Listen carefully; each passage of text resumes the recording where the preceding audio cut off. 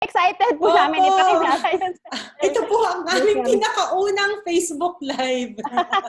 So, pagpasensyahan niyo po. Opo. So, ako po si Dr. Christine Cusi, isa pong developmental pediatrician from Cebu City. Yung partner ko po. Opo, ako si Dr. Yang, Dr. Victoria Nolasco, mula po ako sa Manila at developmental behavioral pediatrician. Okay, so doon na po tayo sa aming super special guest ngayong hapon na to. We are so happy na at the last minute, pumayag po siya. Parang sobrang kahapon lang po namin to decide and she said, okay, let's do it. So I would like to introduce to you our beloved mentor. Okay, she is an associate professor at the UP College of Medicine, the chair of the section of the Developmental and Behavioral Pediatrics at UP PGH, and she's also the head of the Center for Autism and Developmental Medicine at St. Luke's Global City. She is also the current president of the International Developmental Pediatrics Association, and many, many more. Yun lang pong significant kasi po maubos po yung oras natin. If I go through her curriculum vitae, and as we mentioned po doon sa aming post na she has dedicated her life to help children and families with autism. So, without further ado, we would like to welcome Dr. Alexis Reyes. Magandang hapon po sa inyong lahat. Salamat sa pakikinig. Maraming salamat po, Dr. Reyes. Mahalaga po na pag-usapan din natin ito. Dahil marami po tayong mga common concerns, pati mga pamilya at mga pasyente namin na merong autism.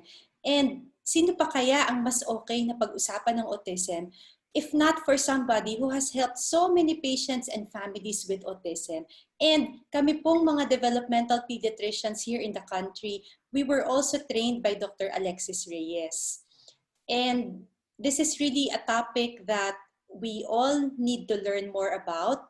And our goal is we want to strive for a better, a more peaceful, and a more inclusive society. We want to make our society a better and a more welcoming place for our patients with autism and for their families.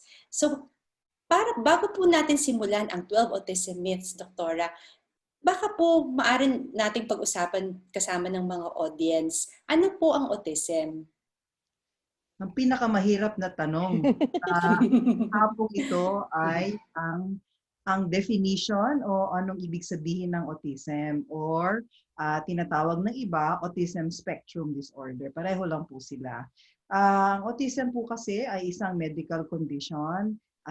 Sa maraming nakakaalam, ito po ay kung gagawin natin very specific, it's a neurodevelopmental disorder. Okay, so ano po ang kinaiba nito sa mga napakaraming developmental disabilities? Ang autism po kasi ay may dalawang pangitain or there are two major features of autism. One is the problem or the impairment in social interaction or communication. Ang ating pakikitungo, ang ating pakikisalimuha, ang ating pagsasalita at ang paggamit ng komunikasyon para ito ay makabigay ng mensahe sa iba, ang ating pagkikipagkaibigan, ang ating mga relasyon. Okay, so yun ang isa. Pangalawa ay sinasabayan ito ng mga behaviors, yung mga repetitive, stereotypic behaviors. Ibig sabihin lang po nito ay parang may mga ugali po siya na ulit-ulit. Okay, so may mga iba pinapakita ito sa pamamagitan ng hand flapping or minsan po mga paulit-ulit na kilos. Tsaka may mga interest po sila na napaka-focus.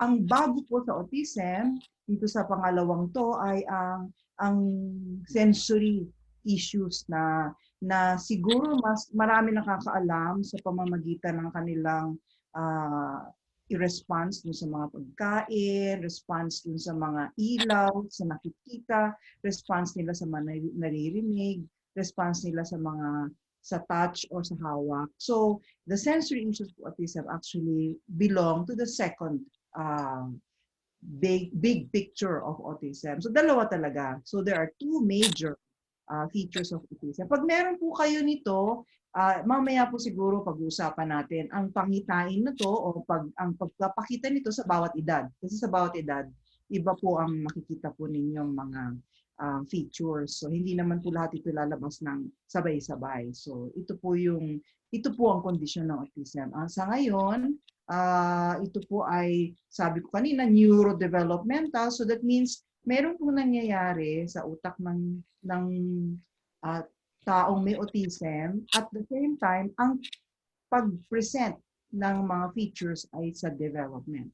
Usually, sa kanilang mga kinikilos, sa kanilang ginagawa, sa kanilang mga kakayahan. So, ito po ang ng autism. Pero malaki po at malawak po ang ating ang definition na to. Siguro po pag gamitin ko po ang English, mas marami po akong masasabi. Pero siyempre, ang nakararami sa atin ay mas nakakaintindi sa ating sariling wika. So gagamitin ko kung kakayanin lang, ang ating sariling wika sa pagtulong sa inyo makaintindi sa kondisyon na to. So I hope that marami pa hong dapat intindihin. Pero siguro po, habang dumadaan po tayo sa mga, sabi po ni Dr. Toyang, sa mga myths, tingnan po natin kung paano natin maisisingit yung ibang ating kaalaman.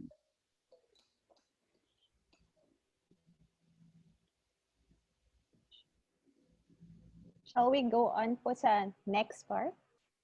Ayan. So, dito po tayo sa mga myths debunk. Kasi di ba 12-12 po ngayon? It's December 12. Tapos, shopping po yung mga iniisip ng mga tao. Meron din pong pakulo yung Ped Titas. So, for 12-12, we want to debunk 12 myths associated with autism. So, we will ask Doctora to comment on these statements. Sige po. Ito po, Doctora, vaccines can cause autism daw po. Napakahalaga ng impormasyon na to, lalo na ngayon na tayo po ay nasa pandemic. Kasi kung ang rason natin sa hindi pagpapabakuna ay dahil sa ganitong sitwasyon, ay pwede na ho nating sabihin hindi totoo. Kasi ito po ay matagal na pong pinag-aralan. At yung una pong mga pagsusuri tungkol dito ay talagang nagsabi na wala pong relasyon ang bakuna sa autism. Kung tatandaan po ninyo, marami po nung panahon na, siguro mga few years ago, marami pong hindi na nagpapabakuna.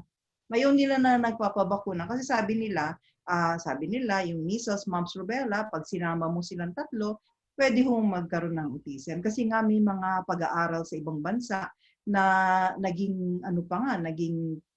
paper, na-publish pa yung paper.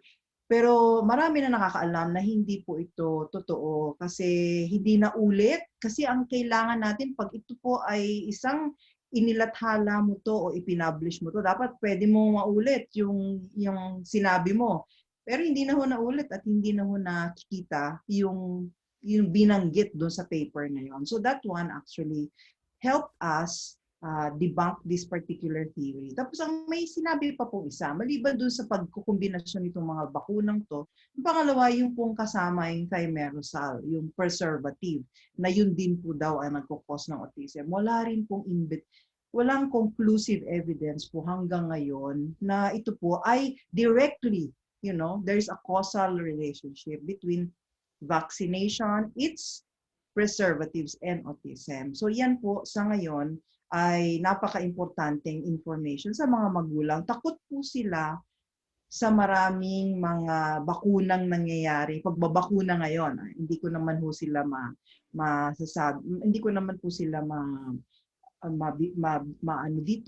mahirap din po kasi kung ang anak mo ay first baby, tapos ito po ang naririnig mo, napakahirap. So napaka-importante po ng ating mga pediatrician, ng ating mga nagbibigay ng mga pagbabakuna maliban po sa mga pediatrician na nakakaalam paano ito sabihin doon sa mga magulang na hindi po ito totoo.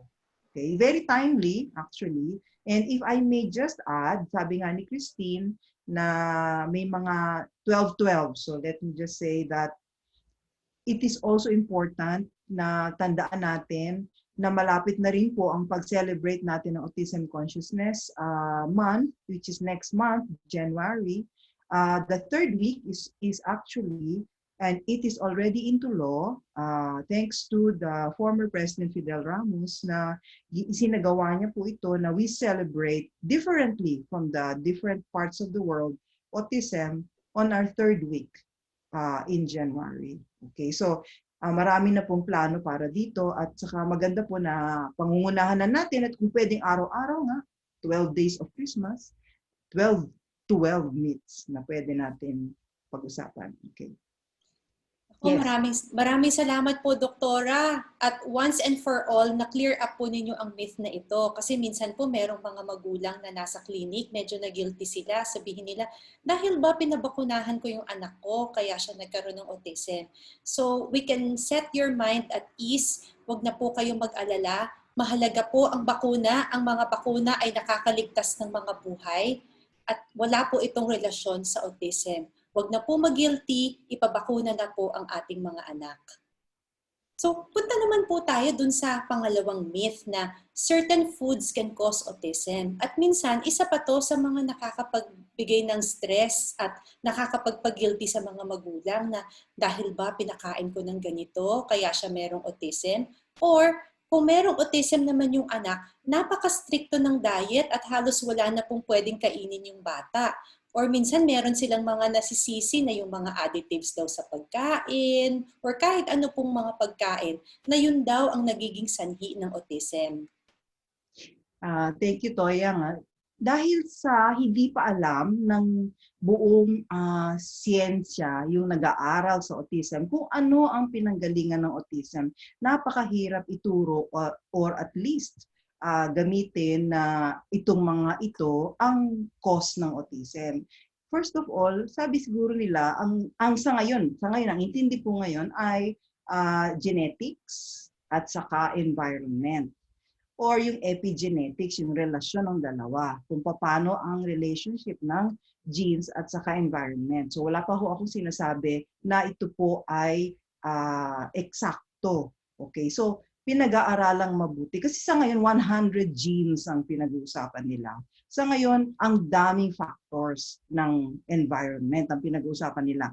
At actually, sa isang napakagandang paper na pinublish nila early this year, sinabi doon na konti lang po yung merong parang pwedeng ebidensya. Pero yung the rest, including food, is not included actually in that list. So it's important to know that kung hindi nga natin alam, paano natin masasabi na ang pagkain ang may kinalaman sa pagkakaroon ng isang anak na may autism. So ito po ay dumadagdag, sabi nga ni Dr. Toyang, dinadagdagan ang stress ng mga magulang. Kasi hindi, tapos kung sasabihin mong dahil po dito, papakainin namin babawasan namin ang ganitong klaseng pagkain dahil ito ay related sa autism.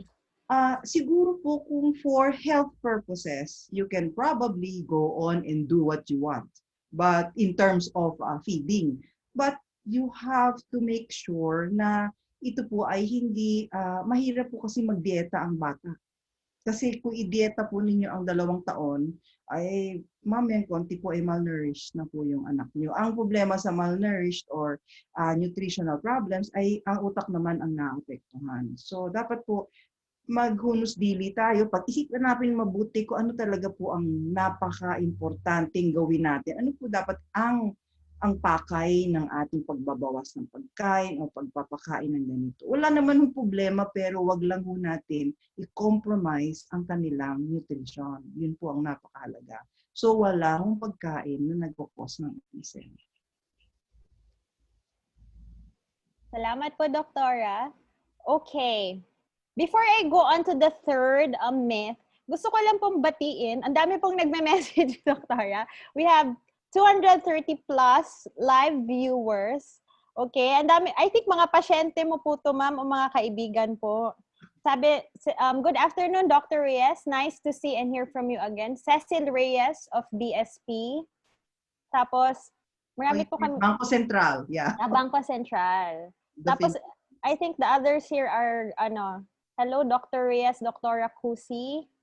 Tapos, good afternoon po sa inyong lahat. So, we would just like to invite the people that you can send questions. If we have time, we will try to answer them later. Pero, hindi lang po, wag lang po yung mga consultation, yung mga specific.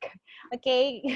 Kasi medyo mahirap po siya sagutin sa ganito pong platform. Okay? So, you can just message us and tell us where you're from so we'll also know. We want this to be interactive as well. Okay. Next is, autism is caused, ayan, by bad parenting. Napakahirap na nga ng diagnosis ng autism para sa mga magulang. Tanggapin, mahirap na rin pong magpakonsulta, mahirap tanggapin nga yung problema, at ibibintang nyo pa lahat ng problema sa kanilang pagpe-parent or kanilang pag-aalaga sa kanilang anak. Nakakalungkot kasi nakakabawas ito ng kanilang kakayahan. There is really no bad parent. Really no bad parent. Parang napakahirap paniwalaan yan. Pero kung hindi mo alam kasi kung ano yung gagawin mo, syempre, lalo na pag umiiyak yung bata sa gitna ng mall, for instance, sasabihin ng mga iba, ay, ni-spoil mo yan. Hindi dahil doon ang rason kung bakit itong batang ito ay umiiyak. Siguro hindi mo lang naintindihan kung ano yung kailangan niya. At siguro may kailangan nga siya, hindi lang niya masabi, kaya siya umiiyak. So, ang kombinasyon na to ay lumalabas na parang hindi ka marunong at parang masama ka dahil hindi mo magawa ang dapat mong gawin. Hindi po totoo yun. Kung maturuan man lang yung mga magulang at saka mabigyan po sila ng mga paraan, mga strategies on how to handle their children, then that is going to be very helpful. Makakatulong na yan ng malaki. So, wala po talagang masamang magulang. Pero ito lang pong masasabi ko. Siyempre, hindi ko naman sinasabing masama, pero siyempre, kung hindi mo naman patingnan ang anak mo, na nakikita mo na lahat ng mga senyas na parang may problema siya. Doon medyo mag-iisip ako kung ikaw ay natatakot lang, kung ikaw ay may denial, or kung ikaw ay nag-aabang lang o nag-aantay lang na gumaling itong batang to na meron ka nang nakikita talagang kitang-kita mo na talaga yung problema. So ito po yung mga issue lang ng mga magulang. Pero as a parent advocate, hindi ko po bibintangan ng mga magulang. Dapat tulungan natin sila kasi ito lang naman ang kaya natin gawin at this point. Because autism at this time, sadly po, wala pa hong lunas sa ngayon. Pero, hindi po negative yon. Ang ibig ko lang sabihin ay, wala nga lunas, pero may magagawa ka. Malaki ang magagawa mo. Pag natulungan mo at naturuan mo ang sarili mo at yung bata. Totoo nga po, Doktora. Thank you for clarifying that. Parents of kids with autism need our support and our understanding. Hindi po judgment at criticism at ang kailangan nila. At ang isa pong myth natin ay all persons with autism have a special talent. Yung iba nga sabi na, yung autism, yun ba yung autistic, yun ba yung artistic? Ano po yung masasabi natin tungkol sa myth na yan? Parang sinabi mo na rin na lahat ng tao ay may special talent. Oo naman, kung tutusin, kung hahanapin mo talaga, pero kung ika-qualify natin yung special talent, ibig sabihin, ito po ay kakayahan na talagang very unique, very, paano ba sa ating sasabihin ito? Yung parang henyo ka na sa iyong talento. Okay, yung mga nakaka-drawing, nakakaguhit ng mga napakagagandang siguro mga views or mga sceneries nang walang nagturo sa kanila, yun special talent yun. Kasi artistic na hindi po nanggaling sa pagtuturo ng iba. Or kung meron kang kakayahan pero wow, lalo lumago or marunong ka magpiano, tapos yung pagpapiano mo ay wow, para kang concert pianist na hindi ka rin naturuan. So, these are what you call, if I may, siguro yung mga splinter skills. Okay? So, some of the splinter skills are present in a number of children, pero hindi po lahat. Okay? So may mga nag-aaral nito sa buong mundo. Meron nga akong eksperto sa special, sa talents lang ng mga batang ito eh. May isang doktor na nag-aaral tungkol dito. At naipon niya yan, may magandang libro tungkol dito. Pero hindi po kasi lahat meron. Pero kung yun lang inaantay natin, at yun lang hinahanap natin, sana lawakan natin yung paghahanap kasi tingnan natin kung paano itong batang to ay maging functional sa society, marunong mag-communicate sa atin, matuto siyang kumain, matuto siyang magbihis, matuto siyang maligo mag-isa, matuto siyang mabuhay ng mag-isa. Sana po ito unahin natin. Kasi yung special talent na yan, darating at darating naman yan kung meron sila. Pero sa totoo, hindi lahat meron.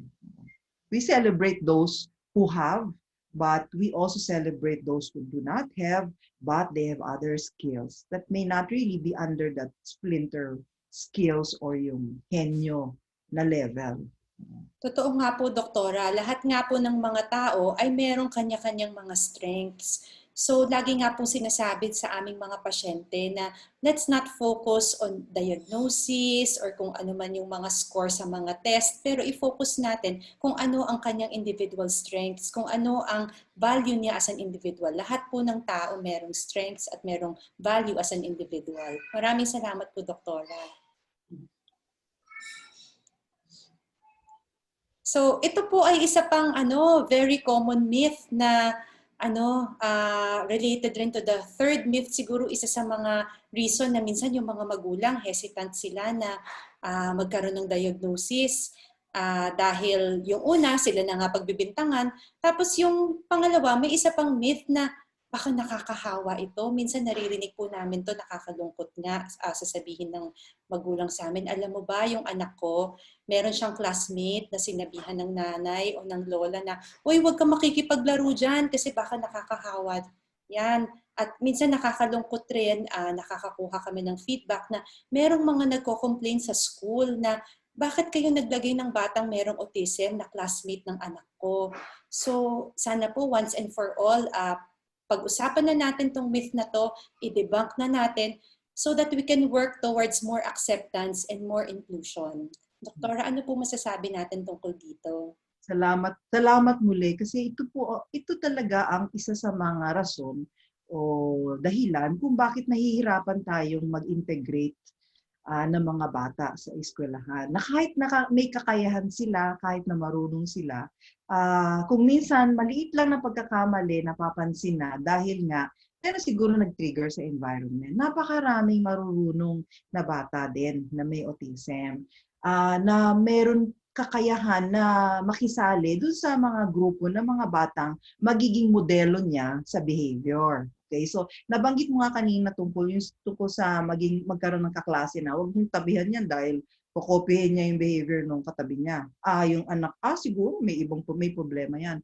So nakakalungkot din na makarinig niyan sapagkat hindi totoo. Ang autism ay hindi nakakahawa at binanggit ko na kanina nung nag-umpisa ako na autism is a neurodevelopmental disorder. Hindi ko po binanggit na autism is an infectious disease. Hindi ko binanggit yon kasi iba naman yun. Alam niyo kung ano yung infectious disease na yon? Yung COVID. Yun ang infectious. Yun ang nakakahawa. Okay, so pero yung autism ay hindi. Ang rason lang po kung bakit siguro maraming mga magulang nag-iisip nito ay natatakot sila doon sa behavior na pwedeng kopyahin ng kanilang anak na sabihin na lang natin na typical o sabihin na natin normal. Okay, kung baliktarin natin ang sitwasyon, hindi ba maganda kung yung anak nyo na typical, normal, ay magpapakita ng magandang pagkikilos at ito ang kukopyahin ng batang may autism? Ito po ang rason kung bakit pinapasok sila sa eskwelahan. Okay, pero minsan, sa kasamaang palad, minsan yung typical o normal, yun pa nga ho ang may behavior na kakaiba. Yun ang kukopyahin po nitong batang to. Hindi niya malalaman na ito ay hindi maganda. So ito pwede niya kopyahin. So itong mga batang to, dapat din ipasok natin sa isang grupo na siguraduhin natin na yung mga sabi nating normal o typical ay talagang normal at typical. Kasi hindi mo naman masasabi lahat ay mabait, lahat ay mapagbigay, lahat ay maganda ang kilos sa bawat isa. So hindi natin po malalaman 'yan. So ang alam lang natin ay hindi siya contagious. What these children will deserve is really a community that not only accepts but a community that educates. Kasi kung pumayag din ang teacher o yung principal na, sige po, hindi na ho namin tatanggapin yan. So, ang mensahe doon ay, pinipili lang ba natin ang mga batang sisiguraduhin nating magiging successful? Paano mo malalaman yun? Ang dami ko na po kasi naging, sa 30 years ko pong pagpa-practice, ang dami ko na hong mga 20 plus year old na nakakatuwang isipin ang pinanggalingan nila. At siguro nakakalaki ng puso na alam natin na marami kaming pinagdaanan, pero tingnan ninyo po ang kanilang kinahinatnan. Kailangan lang po magtiwala tayo sa ating mga guro, sa ating mga komunidad, at hopefully turuan din natin ang mga bata na maintindihan nila yung mga kaklase nila. Remember that discrimination begins with the adult. It does not begin with the child. Totoo po yun, Doktora. Thank you po. And hopefully that by doing this, and also we're going to have future videos on autism, we want to fight against the discrimination against yung mga bata and mga persons with autism. Dahil kung tutuusin, minsan iniisip ng mga magulang kung yung anak nila ay yung tinatawag na neurotypical, yung walang diagnosis, sasabihin nila parang hindi daw nakaka-benefit yung anak nila dun sa friendship na yon or sa pagiging classmate ng isang batang may autism. Pero sa totoo lang, the benefit goes both ways. Ang dami pong natututunan ng mga bata regardless of whether they are neurotypical or regardless of whether they have a diagnosis. Madami po silang natututunan with each other. They can learn skills like empathy and social skills and compassion and acceptance.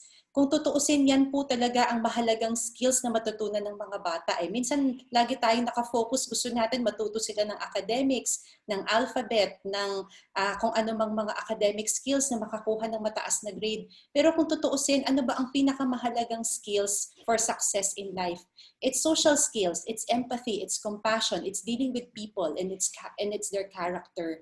And if we are in a place where walang discrimination, where everything is inclusive, where yung parents, yung teachers, yung students will show acceptance, yan po ang makaka-build ng character and ng social skills, and yan po talaga ang magiging factor for success later on in life. Okay, for our next myth. Update, ako po yung taga-update. Meron na pa tayong 320 live viewers. Hello everybody! May mga viewers po natin. Meron pong taga-Kawayan City, Isabela, Binian City, Laguna, Iloilo City, Melbourne, Australia, Bawan, Batangas, ASP Antipolo, Miss Badet Tabares, Calamba, Tondo, UAE, Cainta Rizal, Cotabato, and Caloocan. So, ako lang po yung taga-update. So, nakakatuwa po na marami na pong nanonood. So, let's go to myth number 6. Persons with autism don't want friends and don't like to socialize. Okay, sige, ilagay natin siguro ito sa perspective ng kakayahan din. Okay, so, but I think even those with hindi masyadong mataas ang kakayahan, naghahanap din ng mga kaibigan or yung tumatanggap sa kanila bilang tao, you know. So I agree with Toyang because I think that we should really emphasize on values, not really on skills, performance. So, because this is what is important nowadays. Lalo na ngayon sa pandemya.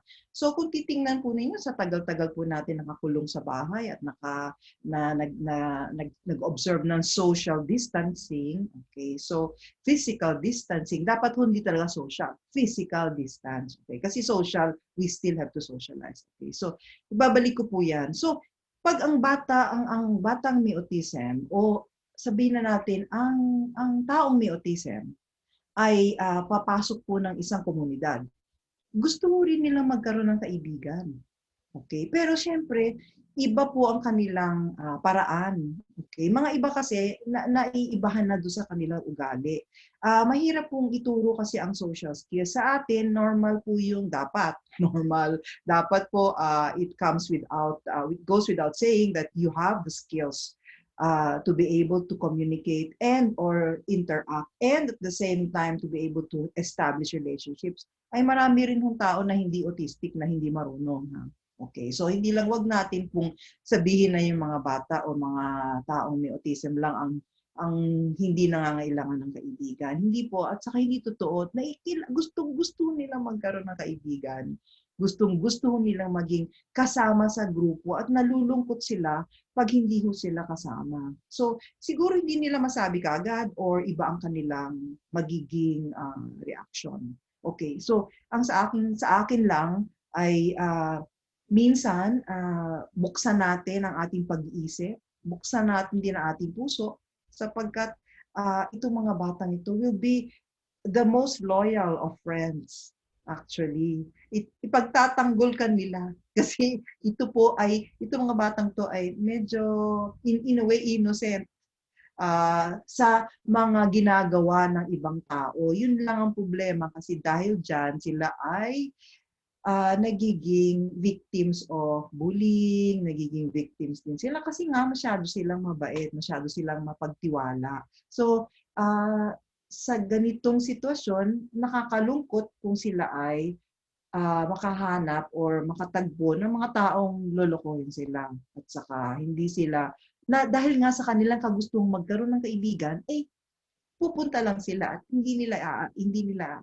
iisipin yon. So ito po talagang hinahanap nila. They want to have friends. Pero minsan, ang sasagutin nila sa'yo, do you have friends? Ay sasabihin nila, yes, I have a lot of friends. Pero nasa Facebook. Okay. O nga naman, friends yon kasi nakasulat friends. Oo. Pero hindi yung tunay na pagkakaibigan. Kailangan ituro mo. Sasabihin mo sa kanila kung ano ibig sabihin ito. Ito po ay isang pag-aaral na kailangan nilang maintindihan habang sila ay tumatanda na ang kanilang pagkikipagkaibigan ay hindi lang sa pangalan. Ito po ay sa pagtutulungan, sa pakikitungo, sa pag-share, at saka siguro sa siguro the absence of discrimination is going to be really one of the purposes of having this. And Toyang, I think, mentioned empathy. Meron po silang empathy. Ngayon po, nare-realize ng mga tao na meron po silang empathy. Hindi po sympathy, empathy. Nararamdaman din po nila ang nararamdaman ng ibang tao. Lalo na po yung mga sobrang lunong. Okay? Pero marami po tayong hindi alam. Marami pa rin po tayong kailangang pag-aralan. Sa mga nakipagkaibigan sa mga batang to, natutuwa naman ako kasi ito po ay isa sigurong magandang natutunan ninyo siguro sa mga magulang or sa mga ibang kaibigan na dapat tayo ay magbukas ng ating loob doon sa mga katulad ng mga batang may autism na may mga ibang behaviors na hindi rin naintindihan ng marami. Doktora, thank you po. And related din po sa myth na yan, minsan iniisip ng mga tao na yung mga persons with autism can't feel or express their emotions. Kaya siguro minsan nagiging insensitive tuloy sa mga feelings sila kasi iniisip nila na wala naman silang malay, hindi naman nila naiintindihan yan. Ano po masasabi natin tungkol dito? Siguro nung mga siguro yung mga unang taon or well, I guess siguro yung mga early years when autism was still being recognized and we didn't know so much about autism, we tend to stereotype them in a way that they look like, pag titingnan mo yung Rain Man, maraming nakakaalala ng Rain Man, although siguro panahon ko yon, marami na rin nakakapanood nun kasi it's an very iconic movie about a person with autism. Actually, kombinasyon siya ng tatlong tao na may autism. Okay, so makikita mo doon na parang yung kanyang ugali, parang detached na hindi na po ganito lahat. This is a stereotype. If you start early, especially when you start your intervention very early, like siguro below 3, and you already recognize the condition and you start doing intervention, okay, I would believe that many of them can actually be taught. And many of them who probably have it will know what to do with it. Okay, so matuturo mo to eh.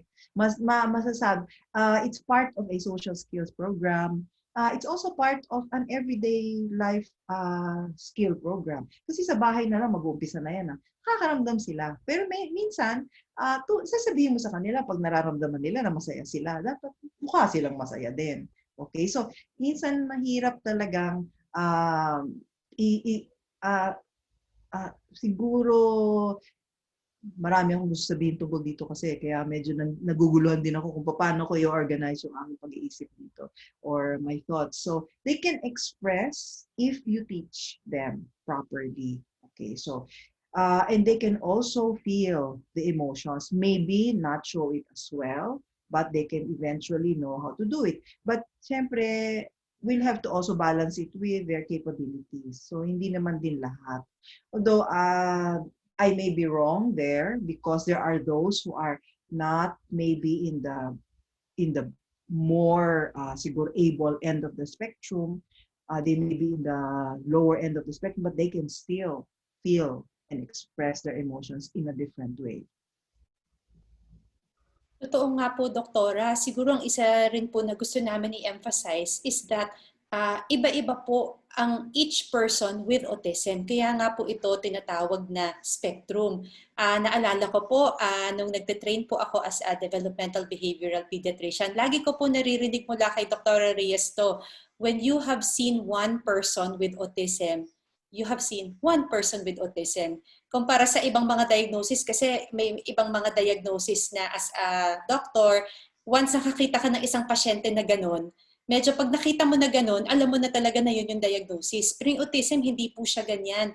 Each person with autism is also unique and they have their own characteristics. And sila nga po ay meron ding needs for friends. Meron din silang needs regarding their feelings and regarding their emotions.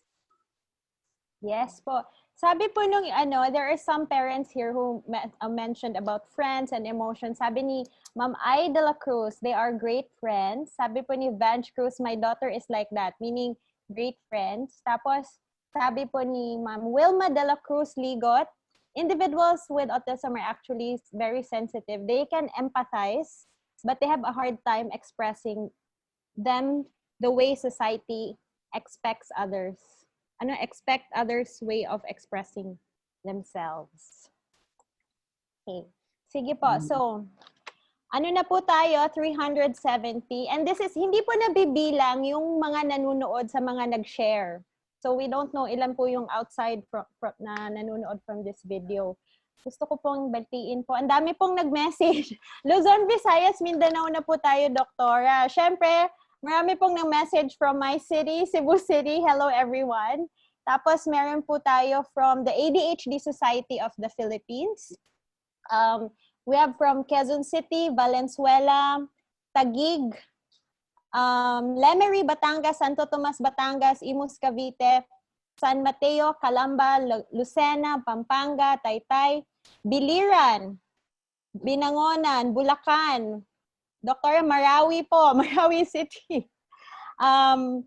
Dapitan, Zamboanga del Norte, Bacoor, Pangasinan, Surigao, Dasmariñas, Cavite, Hinguog, Mindanao, Punta Santa Ana, and Bacolod City po. Wow. Okay. Thank you po sa mga nanonood ngayon. So, myth number 8. All persons with autism don't like to be touched or hugged. Parati ko sinasabi sa aking mga estudyante, katulad ni Toyang at saka ni Christine, na pag sinabi mong all, siguro hindi tama yon. Kasi hindi talaga, wala talagang mag-all. Lalo na po yung mga sensory issues katulad nito, na ang dati kasi, ibabalik ko po doon sa sinabi ko kanina, dati kasi ganito nga yung stereotype na talagang iyon nila, hindi sila, syempre sa umpisa may mga ibang bata na ganito nga ang kilos nila. Pero pag tinuruan mo sila at saka yun nga may sensory diet na tinuturo sa kanila yung konti-konti at saka minsan dahan-dahan natin gagawin. Hindi po katulad nung ginagawa natin sa iba na parang automatic na, pag nakakita ng kaibigan mo, yayakapin mo kaagad. Sa kanila, yung mga iba sa kanila, yung paghawak o yung pagyakap ay masakit, yung it's very painful. So one of the most famous autistic individuals, si Temple Grandin, sabi niya, ito nga yung sa kanya yung that hug machine na ginawa niya, napaka-importante sa kanya yan kasi that one was enabled her actually. Ito naman, she felt the need to have this. Okay, so yung mga, tinan nyo kakaibahan. So marami po ang malawak na. Sabi nga nito, yung ulitin ko, there's an entire spectrum. But you see there are points in the spectrum wherein there are commonalities. Like in sensory issues, there is a wide range. May iba na gusto nilang niyayakap, may iba naman na talagang hindi. So hindi talaga lahat magiging katulad ng iba. Pero I'd like to make mention of yung societal expectations. Our expectations as supposedly the typical part of the population will be very different from their expectations. Kung nag-attend po kayo ng kanilang summit ng mga individuals with autism, magugulat kayo kasi talagang it is an entirely new world because they have themselves. There's a generation of adults who actually are so bright that they can talk to each other. They have they have each other's, they understand each other. So it's a unique population. And I was able to attend one early this year and I was so amazed. So it's so remarkable na ito po ang kanila. At saka ayaw nila ng stereotypes nga. Si stereotypes sila parate. Okay? Kaya wala mga all. Oo. Perhaps some. Totoo nga po, Doktora. That's also one of our goals in our webinar today. We want to break the stereotypes. And I think the stereotypes is also one of the reasons na minsan nadi-discourage yung mga magulang ng mga pasyente namin na merong autism. Kunyari, nasabihan namin ng diagnosis na ganun. Unang nga tumatatak sa utak nila yung stereotype ng Rain Man. And then they get discouraged, feeling nila, wala, hindi na nila itong mayayakap, wala na pong future ang anak nila. But this is also one of our goals today. If there are parents of kids with autism who are watching us today, gusto po namin sabihin na there is so much hope for your child. Your child also has so much potential po. So ito po ang susunod na myth for autism na yun, regarding also sa potential and uniqueness of each person with autism. All persons with autism are quiet and nonverbal. Ano po masasabi natin tungkol dito?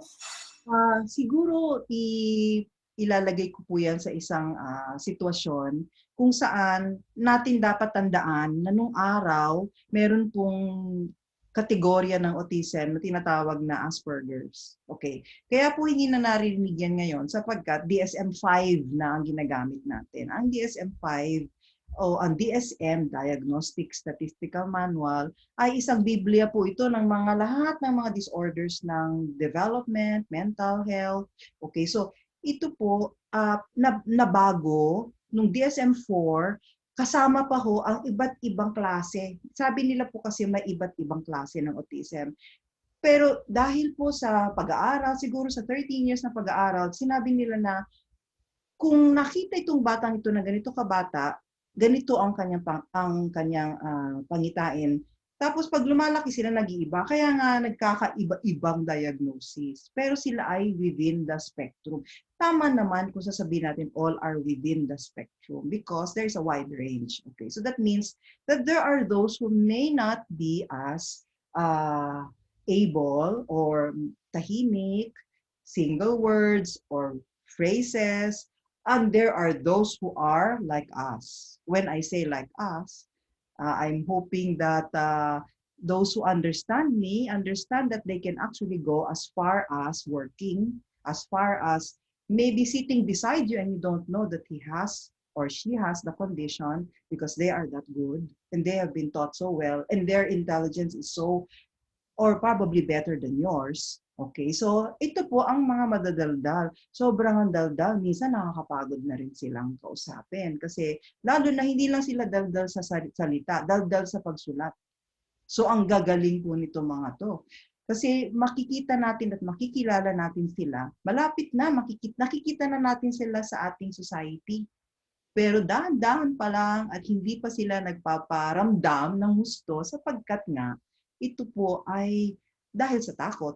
Sa takot na hindi sila tanggapin, sa takot na hindi sila makitang at par. Ano ba ang at par? Wala naman talagang at par. Society has to have diversity. And that is the reason why this is something that we are welcoming, the diversity of individuals in our society. And this is one of these individuals with autism, so unique, so remarkable. Kung sa inyo po, kung bata pa pong anak ninyo, wag ho kayo, sabi nga ni Dr. Toy, huwag kayo mawala ng pag-asa sapagkat hindi pa nyo alam ang katapusan. The trajectory, yung tinatawag nilang developmental trajectory, ang ending niya, kung anong kakayahan niya, hindi pa nyo alam. So we have to always keep looking, understanding, working on it. Okay, so ito po ay definitely a myth because they are not all quiet and not verbal. Yes, Doctor, naalala ko po dati when I observed in your clinic, meron po kayong pasyente na hindi po talaga siya tumigil ng magsalita. Gulat na gulat po ako nun. Kasi yun nga, most of the time, ang nakikita po kasi natin yung mga medyo tahimik po. Gulat na gulat po ako. Tapos, nung una ko nga pong nakita yung patient to ni Doktor, meron po talaga bang autism yun? Kasi sobrang galing po nung pasyente. Actually, pag pinagsasama ko po yung mga pasyente kong mga magagaling, nung isang conference po na dito si Dr. Rita Jordan, ginawa ko silang panelists. Naubusan talaga kami. Hindi pala kami naubusan ng tanong kasi sila ang nagtatanong. Sabi ko, baliktarin natin kaya. Gawin natin sila ang panelists. Tapos tanungin nila si Dr. Jordan. Hindi talaga naubos kasi ang daming tanong. Mas magaling pa yung tanong nila kaysa sa amin. Okay, so marami pong talagang madadaldal at saka nakakatuwang isipin na ang pinanggalingan po nila, marami silang hindi mo nagsalita ng umpisa. Pero nung nag-umpisa na yung kanilang pag-aaral, yung tama yung condition, siguro the conditions were really very good and enough to develop their skills. Ito po yun eh. If the conditions are right, they will develop their skills. They will emerge from wherever they are and become as good as they are and what they can be at this point. Mm-hmm. Yeah, sobrang impressed po ako dun sa mga, when you invited them to be panelists, sabi ko, wow, ito pala yung kaya nilang maabot. Okay, so we often underestimate children with autism. Okay, meron pong mga nag-message na moms with regard to the hugging, the touching. Ito naman po, they said na yung mga anak naman po nila, kasi mahilig po magpahug. Marami pong mahilig magpahug. Kaya yun nga po, spectrum, iba-iba po talaga. Okay, so, ang dami na naman po, nasa 409 na po tayo. And we have viewers from Abu Dhabi, Dubai, Silang Cavite, Sariaya. Paano po ba ito pronounce?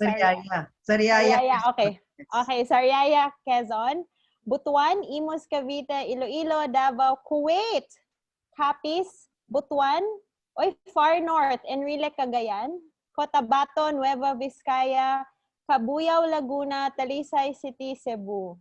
Wow, ma'am. Parang kinocomplete po natin yung mga probinsya sa Pilipinas. Okay, sige. The next, myth number 10 po. Ito po. Autism is rare. Oh, nung araw, it was rare because it was not recognized. Actually, doon sa bagong information nga na siguro ibibigay ko to yan para ilalabas niyo sa website yung although it's very technical, it's very medical, I think it's very good because ito yung pinaka-update nila sa autism sa mundo, no? So, dati, 1 in 10,000. Naalala ko nung mga 80s, hindi namin masyado nakikilala lalo na kasi nung time na yon residente pa ako. Hindi namin alam kung parang ano ba yung autism? Talagang rare noon. Kasi yung pag-aaral, pag-iisip natin. Pero ngayon, at saka hindi lang po ito dahil intindi na tayo o dahil mas nakikita na natin na naging aware na tayo. Hindi, talagang dumadami sila. Okay, it's as high as 1 in 54. Marami yon. Mas marami na sila sa mga batang merong, siguro ang kapantay na natin, siguro yung asthma. O baka nga, mas marami na nga tayo eh. Okay, so mas marami na po sila doon sa may mga renal disorders. Marami na po sila sa ibang mga neurologic disorders. Okay, so it's becoming so common that you can use it as already, or you can actually say autism and people will recognize it in the households. Okay, so it is that common. Sa Centers for Disease Control, yung kanilang surveillance, they have noted that this is already 1 in 54. Meron po isang research ngayon na hindi pa ho masyado nilang tinatanggap bilang pruweba, pero 1 in 45.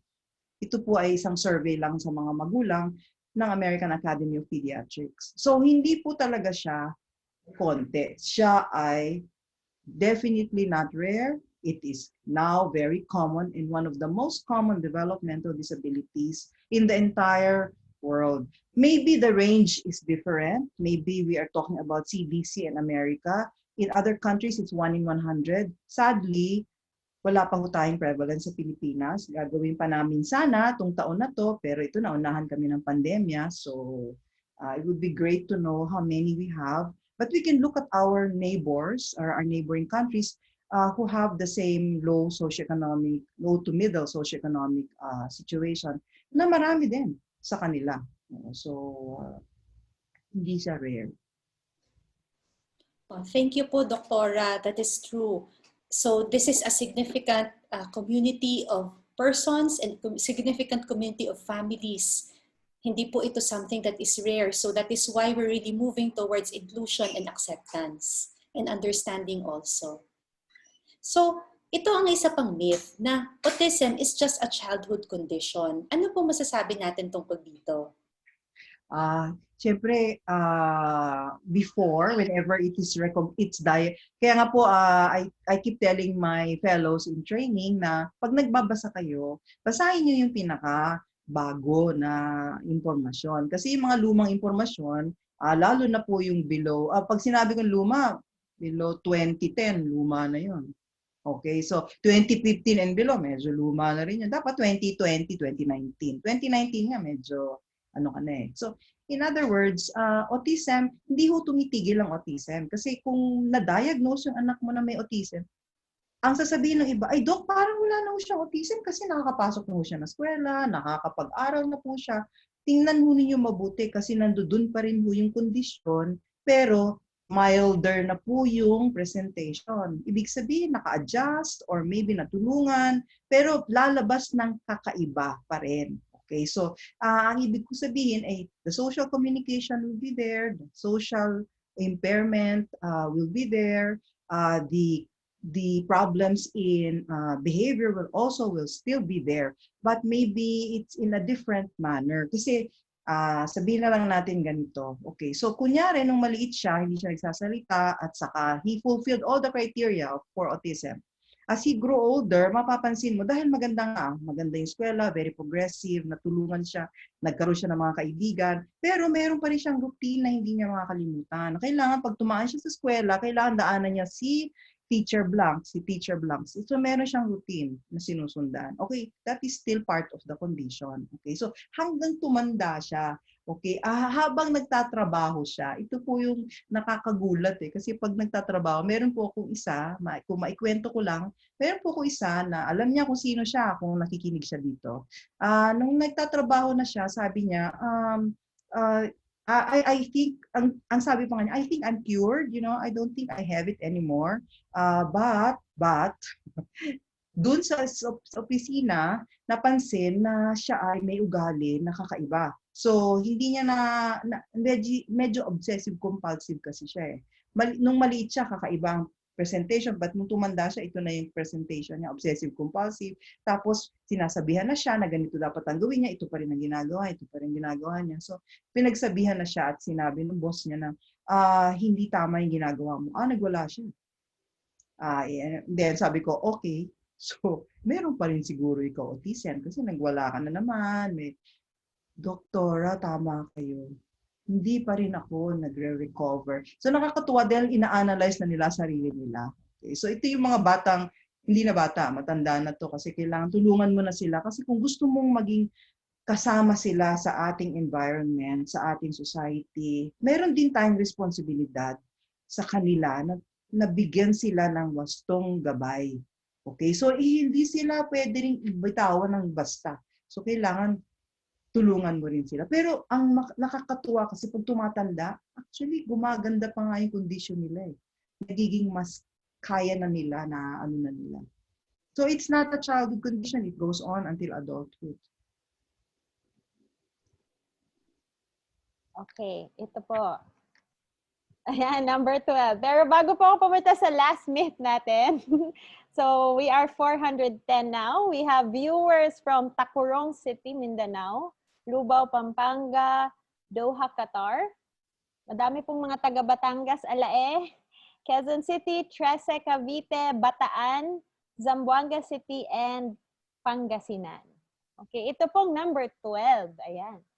Marami pong nagpa-promise dito and a lot of parents fall prey kasi sa dahilan pong gusto talaga nilang tulungan yung mga anak nila. Minsan gumagastos po sila ng malalaking amount dahil po sa mga promise na binibigay. So, there are miracle cures for autism. Sana nga, di ba? Sana meron ng talagang cure. Kasi kung meron, di wala na tayong autism ngayon. Kasi hindi pwedeng nandyan yan na hindi malalaman ng marami. Okay, so there is no miracle cure. However, there's always intervention that will help them be as good as they can be. Okay, so ito po isang neurodevelopmental. Sabi ko nga it's always a neurodevelopmental condition. That means the brain, there's something in the brain that is not functioning maybe, or not it's not doing its job, or because there is something also in the environment that is creating but we're not sure, and there's also a genetic component, and it's manifesting itself as ito na nga, yung social impairment at saka yung mga sensory and also repetitive behavior. So, dahil po sa complexity nito, ang hirap pong sabihin na uminom ka lang nito, galing ka na. So, it's very complex. So, the cure should be as complex as the condition. And there is no cure that is complex. There is always a promise, katulad na sabi nga ni Christine. Nalulungkot kang malaman na meron po akong isang pamilya noon, alam nila kung sino sila, na sinabihan pa nga kami, if you wait for all these things to go on, you better kiss your child goodbye. Okay, so sabi ko, hindi po ito nagagawa ng matutulog ka sa pagising mo, okay na. Okay, so I think that we have to work for it like in all things. We have to work for what he will be, what they will be, what she will be in the future. Marami po tayong pagdadaanan. Okay, so ito pong yung mga iba, binibenta na nila yung bahay nila para lang ganito. Kasi ito po yung intervention na talaga nag-cure. Kasi ito po, dito tayo mag-iingat. Mag-iingat tayo sapagkat matagal pa ang usapan. Hindi po yan kaagad. Kasi batang-bata pa yung anak niya. And, after a while, syempre, hindi siya makabalik sa akin dahil nahihiya siya. Pero wag na lang siyang mahiya. At mabuti, meron po isang teacher na nag-intervene para sa kanya. at nagsabi na hindi, lapitan mo uli at matutulungan ka. Kasi grabe na po yung ginagawa ng bata. Binabasag na niya lahat ng kanilang television set. Ngayon po, napakalaking bata pero napakabait. Nagawan pa rin ng paraan. So, well, the miracle there, I will just pull out the word miracle, is that we are hoping that the miracle is actually for the families to realize and to have hope that there is a future that is good for them. Ito po sana ang miracle, na sana maliwanagan ang pag-iisip natin, na sana maintindihan natin na ang ating society will accept them with open arms. Pero napakahirap, and that is a miracle in itself. Nako, totoo po yan, Doktora, and that's very inspiring. Ang miracle ay hindi nasa isang produkto na pwede nating bilhin, hindi yan sa isang gamot o isang milk formula or isang diet na pwede natin gawin at magiging lunas siya. Pero ang miracle ay nasa sa atin bilang family at bilang society.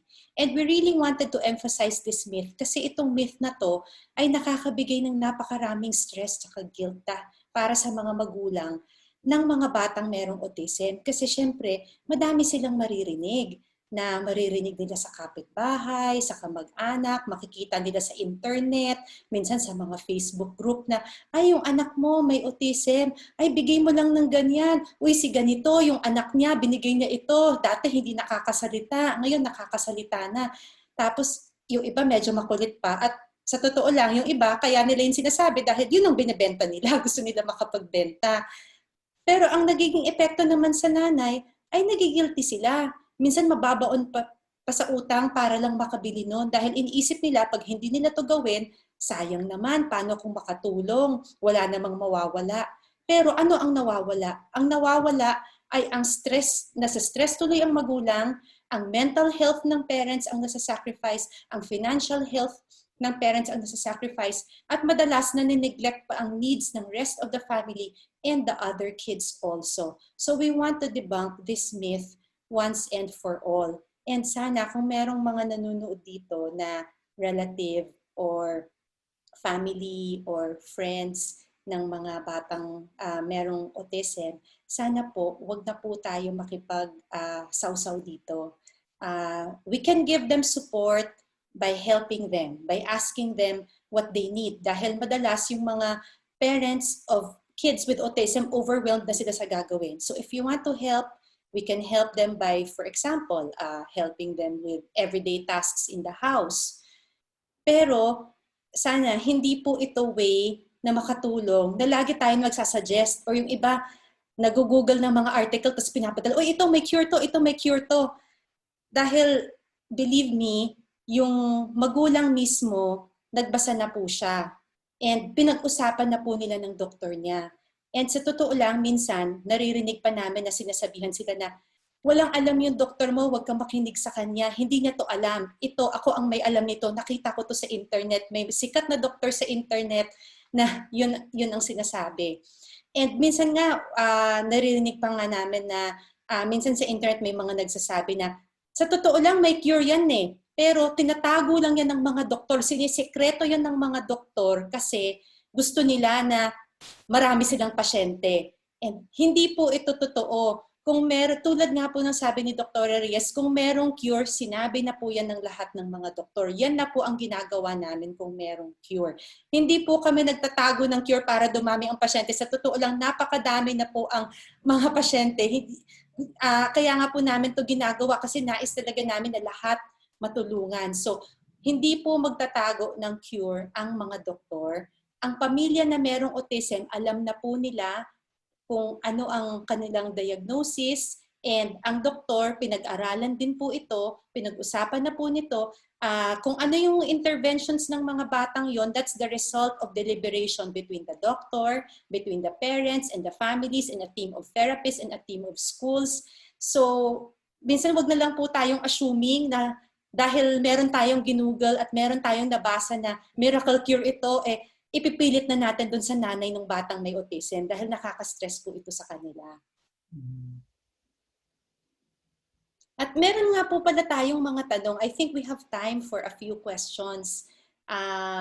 Yung may isa nga pong question, ano po ang opinion natin about interventions such as the Nemetschek protocol, and then may isa pang tanong about gluten-free, casein-free diet, at may isa pang tanong about yung mga testing for mga metals like lead or mercury or all of those things. Siyempre, ito yan lang manggagaling yung mga pinili na niya yung question na yan. Okay, so let me go from the last to the first. Okay, kasi yung last, I have a lot of, well, hindi naman a lot of, but we have had research na ginawa namin sa Pilipinas sa isang probinsya na tumingin po kami ng mga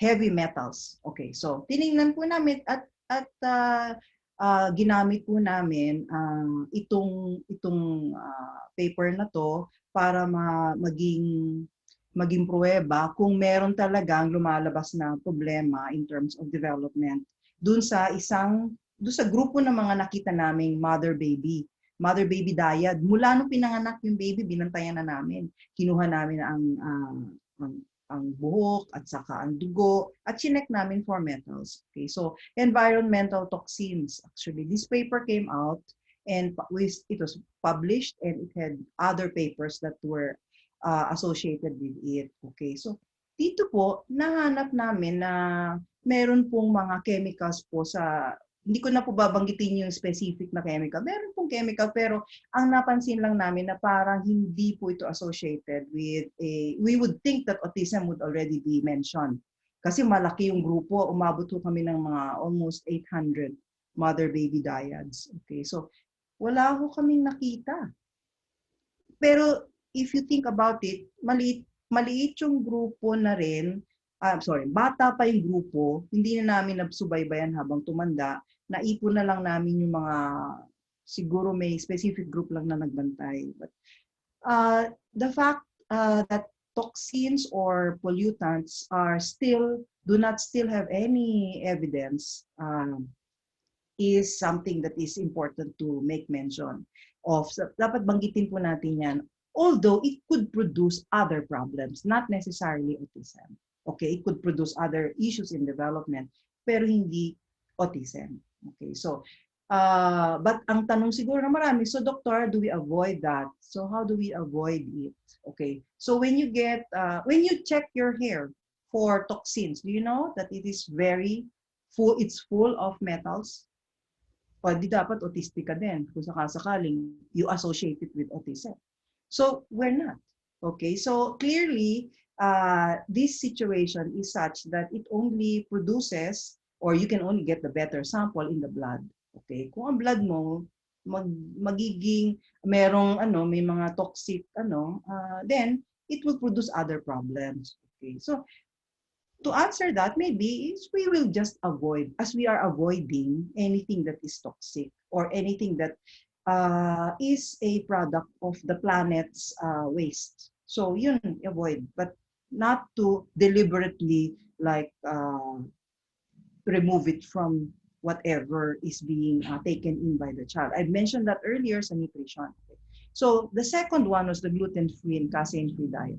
Okay, ito po, meron po itong, sa ngayon, the jury is out in terms of, when I say that, ibig sabihin lang po na hindi pa ho tayo tapos sa pag-aaral at pagsusuri ng gluten-free at casein-free diet. So meron mga magagandang lumalabas, kasi yung diet na to is really a healthy diet in a way.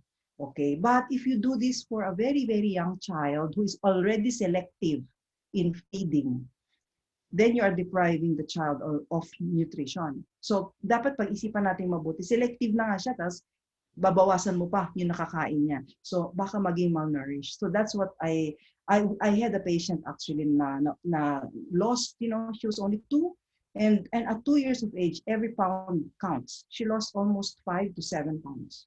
So that's so important when they did that, because she was selective. And so when I say the jury's out, pwede hong makatulong for health purposes.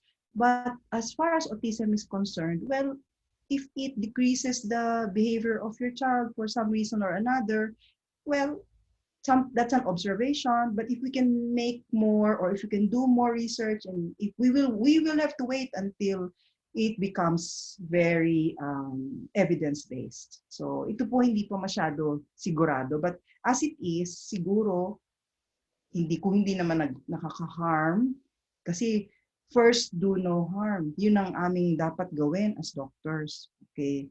Yung name check protocol, ako papasagutin ko niyan si Toyang kasi I'm not familiar with it at all. Okay? So kasi nga yung mga ganun po, hindi ko na po I have to know about it, but I have not read too much about it. But I guess Toyang has read something about the name check protocol. Yung Nemetschek protocol, actually may mga foods yan. Tapos isa dyan yung mga giving mga essential fatty acids just like DHA. There is some evidence na pwedeng makatulong ang DHA for improving behavior. Pero again, medyo nagsisimula pa lang itong mga research na ito. But the important thing is, yung healthy diet, hindi naman siya sa pangalan yung Nemetschek protocol, mag-follow kayo ng diet, tapos masistress yung magulang na kailangan maging strict, tapos mamaya magbabayad ka pa ng mahal kasi meron kang babayaran para magbigay sa'yo ng diet. And then mamaya merong makain yung anak mo na wala nalabag dun sa diet, sobrang maiiyak ka na kasi hindi na nasunod, mamaya lalala na siya. So, if the idea behind there is to have more healthy nutrients, and the idea there is to have more essential fatty acids in the diet, so that's really part of a balanced diet anyway. So, okay lang. Pero wag na po tayo magpadala sa minsan merong mga pangalan, or minsan merong mga babayaran, or merong mga diet na sundan, until there is actually what you call a randomized control trial about it. Kasi isa po to sa mga lagi namin sinasabi sa aming mga pasyente. At tinuturo rin po ito sa amin in medical school and in training. Minsan kasi, para sa atin, kunyari may marinig tayo na, uy, si ganito, ininom niya, or ginawa niya to, or sumunod siya ng ganitong diet, tapos gumaling na siya, natuto na siya magsalita. E di, tapos gumaling siya. So para sa atin, proof na yon kasi nangyari kay ganito, gumaling, so proof na yon para sa atin. Pero sa totoo lang, from a medical perspective, hindi po yun proof. Para magkaroon ng proof, ay ang tinatawag natin, randomized control trial. Dapat, meron kang dalawang grupo ng mga pasyente. Yung isang grupo, binigyan mo ng intervention na yon, yung isang grupo, hindi. And dapat, i-compare mo yung result ng dalawang grupo. Tapos meron pa yung mga analysis na ginagawa. Yan po ang masasabi natin na medyo meron proof. And dapat, tingnan pa natin na maganda yung pagka-design ng mga studies and maganda yung pagka-design ng mga researches. So, wag po tayong mapadala sa tinatawag na testimonial. Minsan, ang ganda pakinggan lalabas yan sa Facebook feed natin, biglang merong picture. Uy, anak ko, ginawa to, nakakapagsalita na. So, hindi po yun proof kasi mali ba natin kung bakit nakapagsalita yung bata. Saka isa pa, hindi pa natin masasabi na ano ba yung dahilan na hindi siya nakakapagsalita? Pareho ba ang sitwasyon niya sa sitwasyon ng anak natin? Kasi sa totoo lang, sa dami ng mga cures, sa dami ng mga ina-advertise ngayon, hindi natin kaya na gawin yun lahat. Mauubusan tayo ng oras, mauubusan tayo ng pera, at medyo masisiraan rin po tayo bilang magulang. Ma-affect din po talaga ang mental health natin. So, pag-usapan po natin yun sa ating mga doktor and sa ating mga team of therapists and educators. And that is really the best way to choose kung alin po yung mga interventions na pipiliin natin. And then once na nakapag-decide na po yung team ninyo, and then you trust your team. You have to have a doctor and a team that you can trust para kung meron ka mang makita sa Facebook, meron man lumabas sa ads, pag nag-search ka, hindi na po tayo madadala doon. Kasi nakaka-stress yun kung nadadala tayo sa lahat ng mga nakikita natin. And we have other questions that came up about other interventions, like for example, mga essential oils, mga ganyan. Itong mga essential oils, very important that you have to use them safely. And again, they are not a cure. There are some patients na natututo sila na i-associate yung particular smell. So nagiging part yan ng routine nila. So in that case, it can be helpful. There are other patients na merong sensory issues, ayaw nila yung amoy, so nagwawala sila. So again, hindi po to masasabi na once and for all patients makakatulong to or hindi. But this is something that you need to discuss with your doctor kasi it's on a case-to-case basis. And if you're going to use an intervention like a special diet or an intervention like essential oils, you have to talk with your doctor about it. And you have to make sure that it is used safely. Kasi madami po sa internet na nag-advocate ng essential oils na hindi po ganun ka-safe. Like sasabihin nila na kailangan pure, or yung iba pa nga pinapainom. So, hindi po ito safe para sa mga bata. So, we're not saying that they are bad, but we are saying that it's something that you have to discuss with your doctor and be careful about. Pwede Baka po may... Opo, yan po, Doc.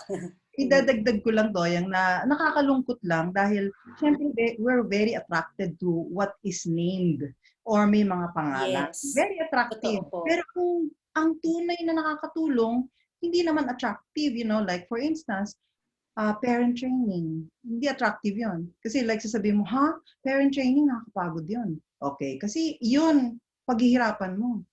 When you do parent training, that's already a step ahead. Okay. The second one is education. Education parati, and this is the one with a lot of evidence. Pagtuturo sa bata. Kasi hindi nga interesting. So, bigyan natin ng pangalan sana para maging interesting at sana mabili. Pero itong mga hindi interesting, ang mga may ebidensya. These are the more important components of our intervention. Ang pagpapalit ng kanilang programa, ang pag-i-individualize ng kanilang pangangailangan, ang pagta-target ng ating intervention, ito po ang napakahalaga. So these are the things that we should be bothered about. So hindi po yung, pero it takes really a lot of time, a lot of maturity, a lot of processing. We seem to be comfortable with easy ways, the easier the better, but no, it is the one thing that we work hard at that you will be surprised is the answer to your child's concerns. Hindi po ganun kadali kasi when you talk about behavior, when you talk about development, that's the reason why naging subspecialty po kami. Hindi po pwedeng bigyan ng gamot lang. Kailangan po may proseso. Katulad na ng binanggit ni Toyang, you have to have your A-team. The autism team, ang tawag ko autism team. I set up my autism team with every child that I meet. Iba-iba po sila. So ano yung kailangan nila? So iba-iba. Hindi pwede sila magkopyahan. Like pakopya nga nung ginawa mo sa anak mo. Hindi pwede kasi individualized. Like Toyang said earlier, if you've seen one individual with autism, you've seen one individual, one child with autism. May mga pangalan din po sila. Kaya kung hindi ko na babanggitin kasi kilala nila ang mga sarili nila. Alam ko marami nakikinig na mga pasyente ko. So, baka pag binanggit ko isa, sabi ng isa na, bakit di ako binanggit? Okay, so, nagpapasalamat lang po kasi kami dahil uhaw na uhaw tayo sa impormasyon tungkol sa autism. Huwag kayong mag-alala. Nag-uumpisa lang po kami at naunahan lang talaga tayo ng panahon dahil may pandemya. But mula ngayon po hanggang yung susunod na taon, sasabihin ko po na marami pong magiging preparasyon. Some of them will be webinars already. And I'm very grateful to Toyang and to Christine, si Kusi, na nabigyan ako ng pagkakataon at hindi ako tatanggi parate pag tinanong nila akong o pag hiningan nila ako ng permiso na magsalita or I will always advocate. And if that information is necessary, I'll always talk about it. Kulang lang talaga ang oras. Yeah po, maraming salamat po, Doktora. Napakaswerte nga talaga namin na kasama ninyo kami ngayon. Yes. I also like to thank Dr. Toyang and Dr. Alexis for mentioning po yung evidence-based medicine. Kasi we always bring this up na, wag po yan kasi hindi po evidence-based. So, maganda po yung pagpapaliwanag nila. Yun na po yung evidence-based medicine. Pinag-aaralan po talaga to. Hindi lang po to yung fly-by night. Uso ngayon. Kaya we're very careful. Tapos, minsan po kasi, Doc, meron may mga, nagtuturo, and then, parents think, ay, ito din po gagawin ko sa anak ko. Yun nga po, it's individualized. Kailangan po ma-assess muna, titignan po natin kung ano po talaga yung problema. So, we can address the child. Hindi po generic yung mga pasyente namin. Tapos po, Doc, do we still have time for a few questions? Ayan. Ito po, may nagtanong po, kung ang ADHD po ba ay pareho po ng autism? Parating natatanong yan. Oo. Kasi siguro pag nagbabago na yung henerasyon, nakakakuha na tayo ng mas bata na mga siguro mga magulang. Dati po, okay. So magkaiba po sila na kondisyon, pero dati po hindi pwede sila magsama. Okay, so ibig sabihin pag autism, na-rule out mo na yung ADHD. Okay, ngayon po, bagitin ko lang kasi pareho silang developmental disorders. Okay, ang difference ay in ADHD, there is no communication problem in a way that autism has. Kasi very clear yung social communication issues ng autism, but they may present with hyperactivity, impulsivity, inattention. Okay, so sa ngayon po, ang behaviors ang lumalabas na nakikitang mas very prominent sa ADHD. Especially when they're quite young, may bago na hong mga impormasyon sa ADHD, lalo na may lumabas na bagong mga parameters, clinical parameters sa ADHD. Pero ang masasabi ko lang po ay, ito po ay walang communication problems na katulad ng autism, where there is an impairment, there is a lack of there is social interaction issues, there is also a language communication problem deficit. Pero ang nakakagulo sa sitwasyon ay pwedeng magsama yung dalawa. Okay, so you can have both coexisting or one a comorbidity. Ibig sabihin ng comorbidity, kasabay. So pag autistic ka, pwede ka rin magkaroon ng ADHD. Okay, so ito po yung medyo mas magulo dahil syempre, pag bata ka pa, bata pa yung tinitingnan mo, it's possible that you can see both conditions. Okay, so medyo ang binanggit namin at binanggit pareho ni Christine at saka ni Toyang ay dapat po talaga lumapit po kayo sa doktor nyo kasi siya po ang nakakaalam, nakaka-imbestiga at nakakakita ng kondisyon ng anak ninyo para malaman natin, mahiwalay, kung mahimay ng mahusay ang kondisyon ng dalawang to.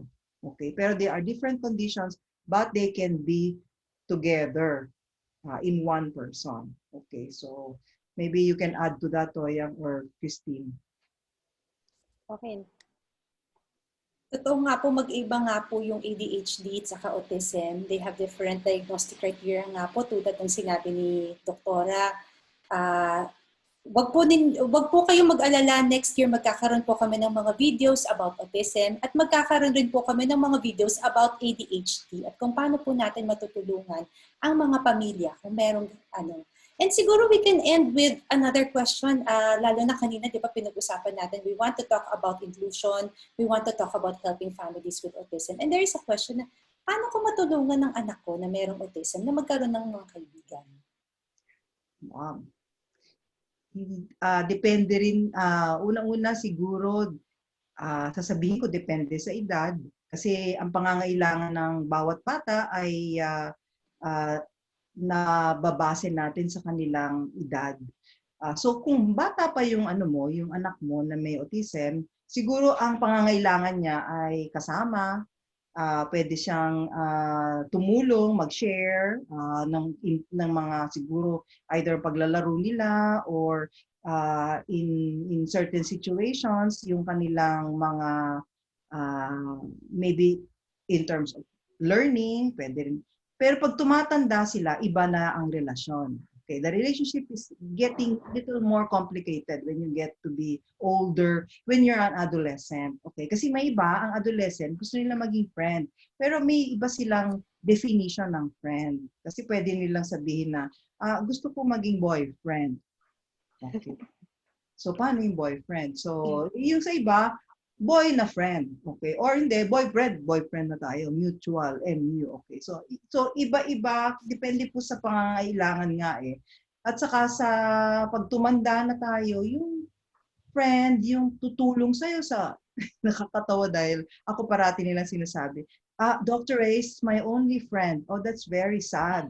I keep telling them because how can I be your only friend? What about your mom? What about your dad? What about, oh, but you're the only one who seems to understand me. No, your parents understand you more, but you don't acknowledge them. But because they're my parents, so in a way, nasi-stereotype ka din ng bata. Kasi kung ano yung mother and father, iba yon. Pero ako kasi hindi kami mag-anak, so pwede akong friend. So it depends on the age. It's a wide range of how do you teach them?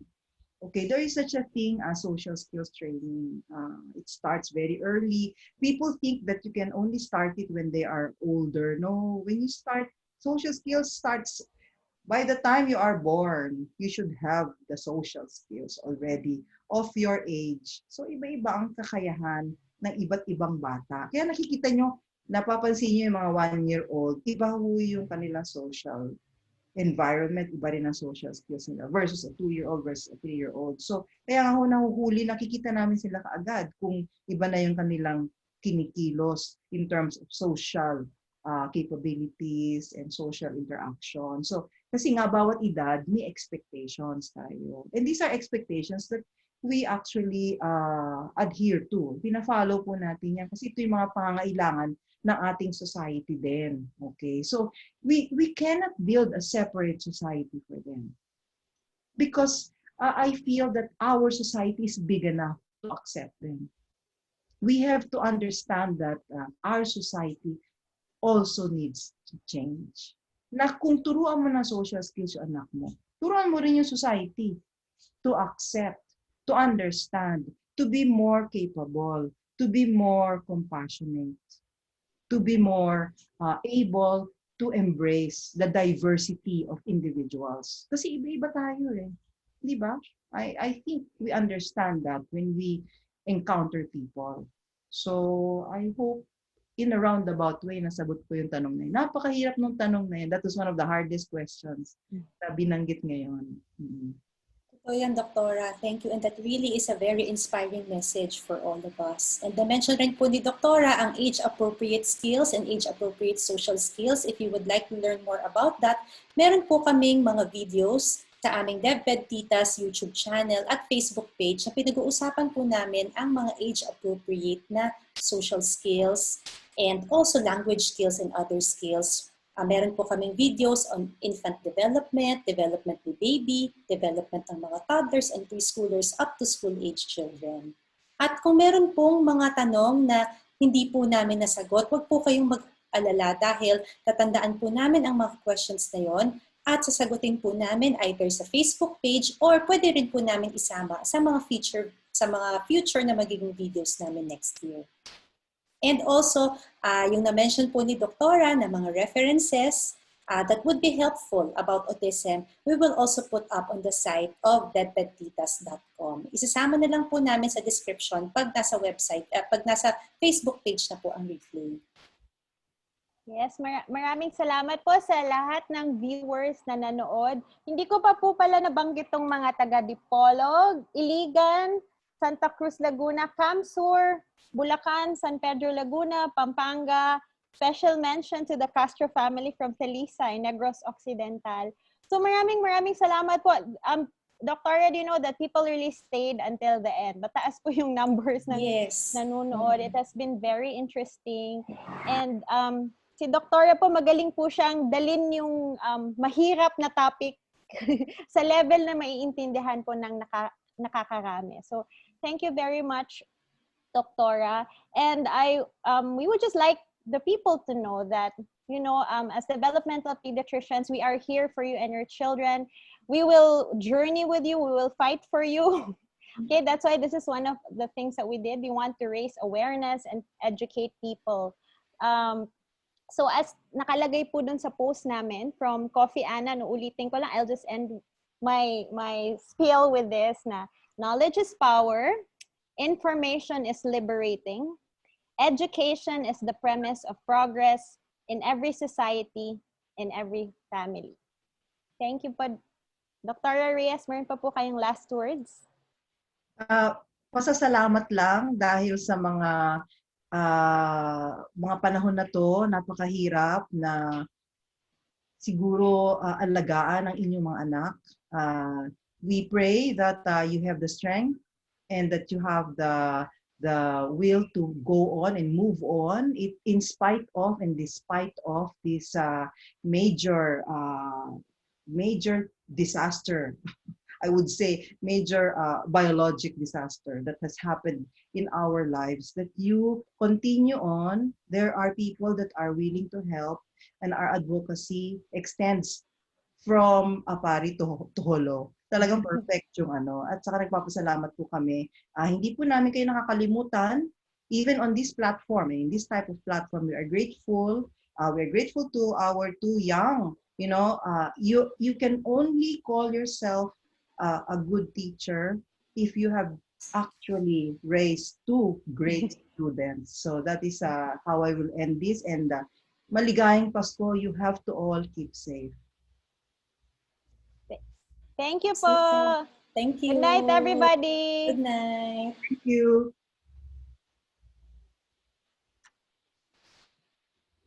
Ayan, sinap ko na yung live stream. Kasi tama, no?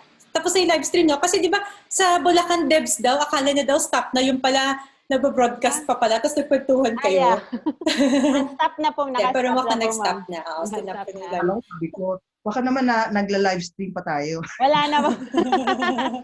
Nako, ma'am, thank you. Thank you so much. Sorry, ma'am, medyo,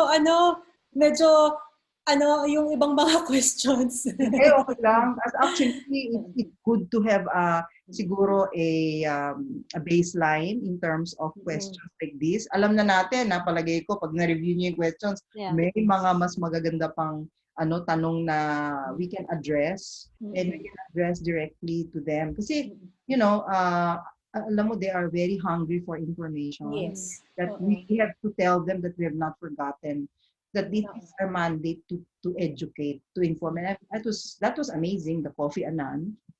Yeah. Ma'am, yan po yung signature ni Kusi. Talagang lagi siyang merong inspiring quote.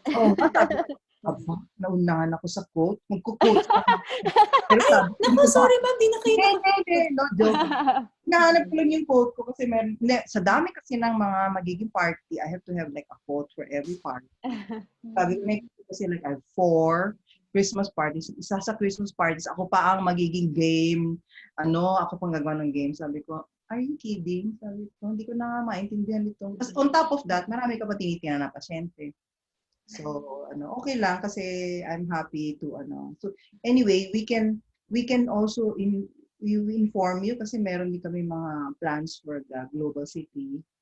We have webinars also planned. So, we can dapat siguro everything has to be available so that people don't really have to pay anything, Oo. Kasi we're not doing this for any costing. At nakalimutan ko lang yung Autism Society. But anyway, they have their own. We can put it actually in the description. Yeah, they have their own machinery anyway, and they have their own. Ang ganda nung kanilang topic, diversity and inclusivity. Hindi ba yung pinadala ko sa DPSDBP? But we can make a post. We can make a post about it actually sa page. I think some of them are there, Pero ma'am, ang galing po yung how you expressed the thoughts. 'Di ba? Ang ganda ng pagkasabi talaga ni ma'am. Yung talagang it's so understandable and at the same time it strikes you at the heart. Actually, maganda pa yung number 12 mo, yung miracle. Oo. Talaga. Medyo nababangag na nga ako kasi ito kasi si Eva, ang tagal-tagal namin, sabi ko, Eva, meron pa akong webinar. Ay, sabi niya, ha? Sige. Ay, may tinatanong lang kasi siya. Kasi meron kaming issues about, anyway. So, maganda sana ethics din, So, i-review ko rin yan So, Alexis, ano po pala here in Cebu? So may group po na yung sobrang nangiinit po yung mga groups. Kasi yun nga, people are just quarreling with Plantation Bay. But they're not really doing anything. So meron pong groups na nag-approach na parang they want to work with me.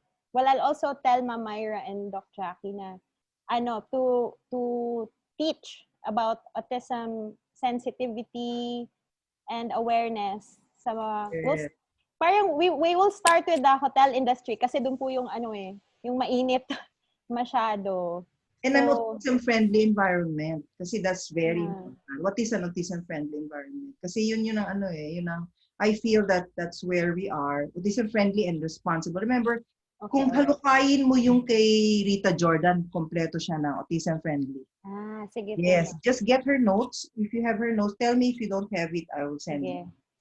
Kasi ma'am, we initially plan to have a dialogue with the stakeholders. Parang needs assessment din po. So we'll know what program we can offer them na short. May nagsabi po kasi ma'am, naka-attend po siya ng autism sensitivity seminar ng ASP. Pero ang sinabi po sa akin, hindi daw po, wala po masyadong structure. Parang masyadong mahaba po yung testimonial ng parent. Parang doon na po na-focus, not on the... Kasi that's actually... May levels yan, sabi ni Rita Jordan. The friendly is middle ground. The sensitivity is parang first. Then the friendly is a middle ground. And then the responsible is the most important. Kasi, friendly nga, pero hindi ka naman responsible. Okay, so friendly environment mo, pero hindi naman responsible.